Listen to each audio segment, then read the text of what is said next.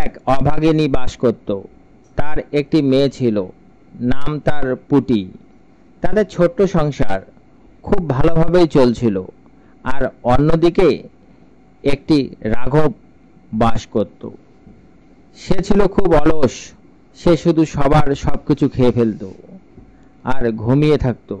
একদিন অভাগিনী মেয়েকে নিয়ে বাজারে ঘুরতে ঘুরতে এসে একটি তরমুজ দেখতে পায়।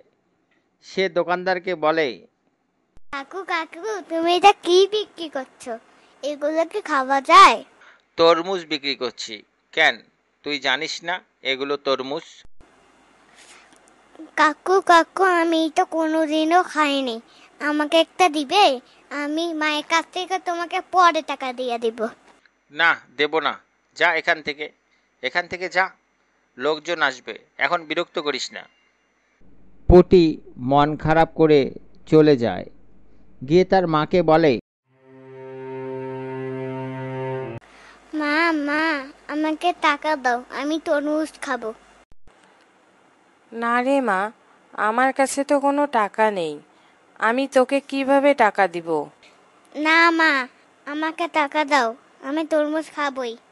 মা পুটি, আমার কাছে তো কিছু জমানো টাকা আছে, তা দিয়েই তো সংসার চালাতে হবে, তোকে কিভাবে টাকা দেই বলতো? মা, তাহলে এক কাজ করে আমার বাজার থেকে কিছু তরমুজের বীজ এনে এইগুলো জমিতে চাষ করব। তাহলে আমরা তরমুজ খেতে পারবো আর টাকাও পাবো। তাহলে মা তাই করি, চল বাজারে গিয়ে কিছু তরমুজ বীজ কিনে নিয়ে আসি। তারপর শিয়ালিনী আর মেয়ে পুটি মিলে তরমুজের বীজ নিয়ে আসলো। তাদের জমিতে লাগালো।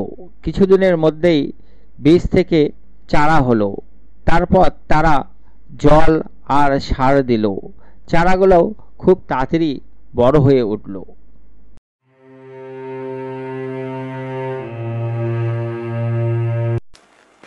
মা মা, এখন কোনো তরমুজ হচ্ছে না, কখন তরমুজ হবে? আরে বোকা মেয়ে আমার, যখন সময় হবে তখন ঠিক তরমুজ ধরবে, আর কয়টা দিন ধৈর্য ধর। দেখতে দেখতে শিয়ালিনী ও পুটির গাছে তরমুজ ধরল। তাদের তরমুজগুলো খুব ভালো হয়েছিল। কিছুদিন পর শিয়ালিনী ও পুটি এসে দেখল তরমুজগুলো খুব বড় হয়েছে। পুটি তার মাকে বলল, মা মা, দেখো কত তরমুজ হয়েছে, এখন তো আমরা অনেক বড় লোক হয়ে যাব, অনেক টাকা পাবো।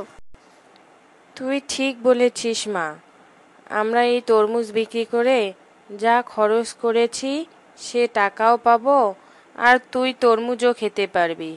কালকে এসে আমরা সব তরমুজ তুলে নিয়ে যাব। আজকে চল বাড়ি যাই। মা মা, চলে এখন বাড়ি যাই।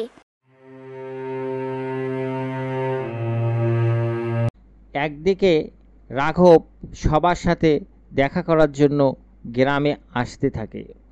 হঠাৎ তার পুটির জমির প্রতি নজর পড়ে গেল। অনেক দিন ধরে কারো সাথে দেখা সাক্ষাৎ নেই। চাই আজ সবার সাথে দেখা করে আসি। আরে, এটা তো পুটিদের জমি, এত সুন্দর তরমুজ হয়েছে। তাই তো বলি, পুটির মা কেন এখন দেখা যায় না? সে এখন তরমুজ নিয়ে ব্যস্ত। এই তরমুজগুলো বাজারে বিক্রি করলে তো পুটির মা অনেক টাকা পাবে, আর ওরা তো ভালো ভালো খাবার খাবে। না, এটাতে হতে দেওয়া যাবে না।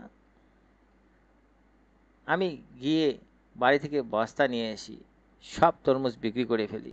এ কথা বলে রাঘব বাড়ি থেকে বস্তা নিয়ে আসে, সব তরমুজ ছিঁড়ে নিয়ে যায় ও বাজারে বিক্রি করে। পরের দিন পুটির মা সকালে এসে দেখে তরমুজ গাছে একটা তরমুজও নেই।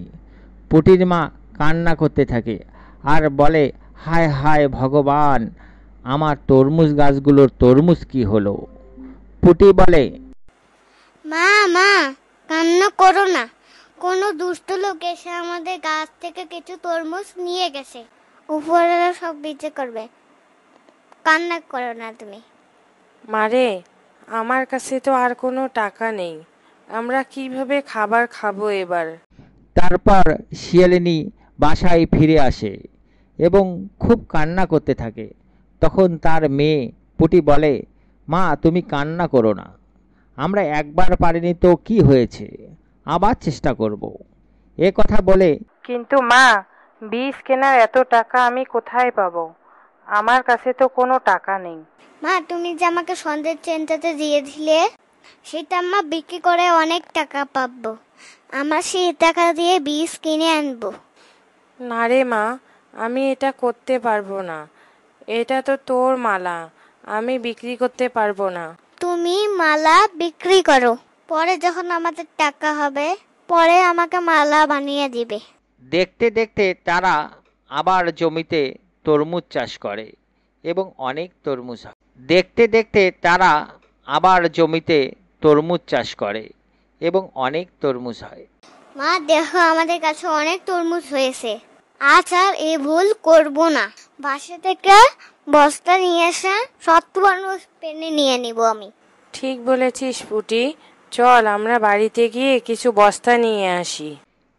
এদিকে রাঘব খুব অসুস্থ হয়ে পড়ে। সে সবসময় বিছনায় শুয়ে থাকে।